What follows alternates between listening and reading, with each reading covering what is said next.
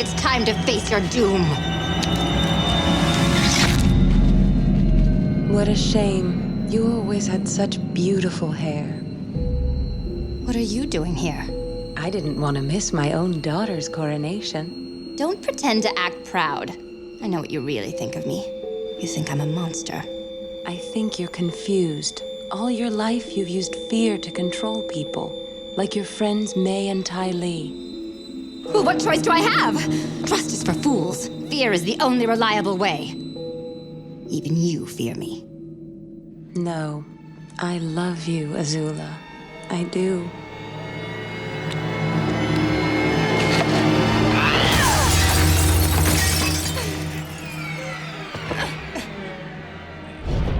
Are there any specific memories you have of like working on particular episodes where, you know, there's a sort of like the stress or the magic or, you know, having that new idea of like, what if we... Yeah, once you kind of get into a scene, you usually end up loving it. There's a few that you hate because you're just like, this is so hard.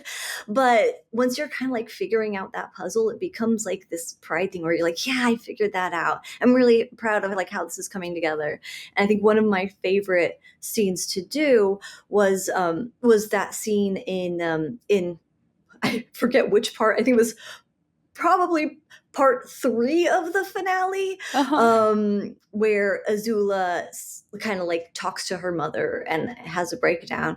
And I remember working with that script and like being very conscious of my shots and staging it in such a way where, depending on how you viewed it, like it either looked like Azula was turning away from the mirror to face her mother in real life, or if you knew that her mother only existed in the mirror, she was turning her back on her mother. Ooh. And it could be read in different ways. Very cinematic. It was very cinematic, that moment.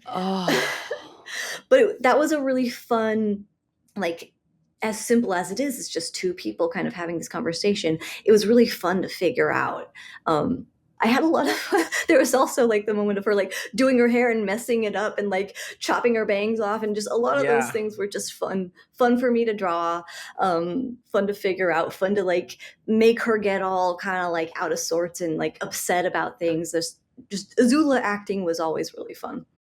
Okay, this we like to get a little kooky. We like to expand our imaginations a tiny bit with a couple of questions. If you had to run for political office, you have to run for political office, and you have to pick one character from the Avatarverse as your running mate. Who do you pick and why? From anywhere in the universe, I'm just gonna go with Sokka. I just feel like he's got the salesman in him. Like he's got the hype man quality. Like, and he's very smart. He's gonna make up for whatever I like. Super smart. Got a plan. Great with people. A plan.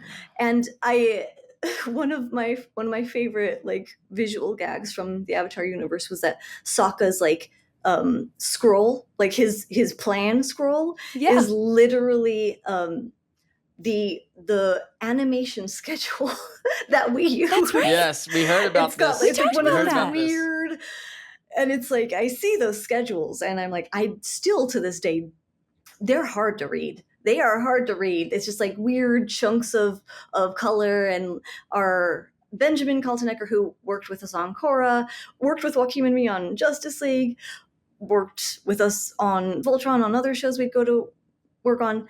He always had that schedule, like that scroll. Like he just would walk around with like giant scrolls of paper because the schedules were so long. And it's just funny. That was an amazing thing to learn. I think that's in the art book even. But yeah, because your name is all over that art book. Okay, here's another one. Which character from Avatar would you take with you on a safari and why? Oh my gosh, on a safari.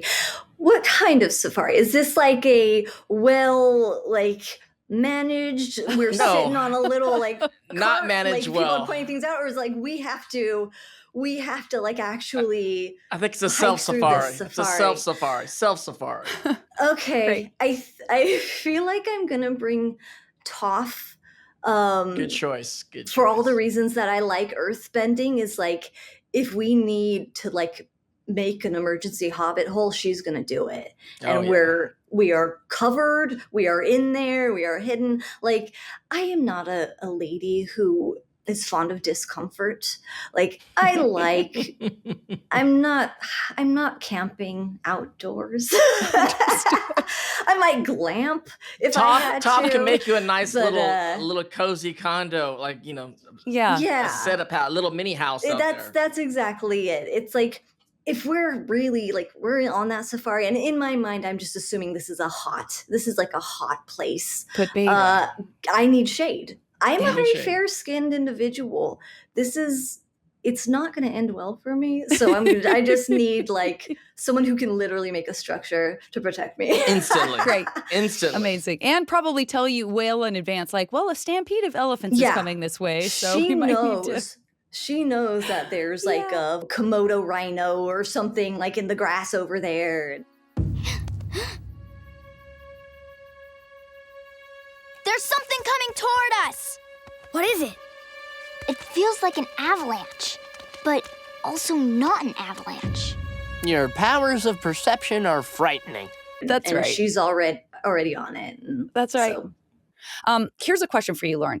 Are there like tricks, almost like a shorthand that you develop when you're drawing characters a lot? Like say Dante and I wanted to learn how to draw a certain character from the show. Like, how would you teach us to do it?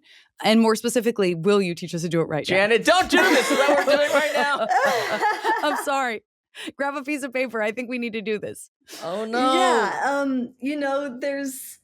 There's definitely like shape languages that I feel like you can find Shape in the language? characters. Like, yeah. Well, like, Dante's like, We're going to have some pencil mileage with these shape languages? I mean, you may. It's entirely possible. Oh. The Avatar characters are very fun and very forgiving, and I think the beautiful thing about them is that they have such iconic, like, accessories to them. Like Okay. Aang, you put an arrow on a guy's head, and you're gonna get that's Aang. Like, you get the hair Scar. loopies on Katara, and you get it. Scar on Zuko. Great Yeah. point.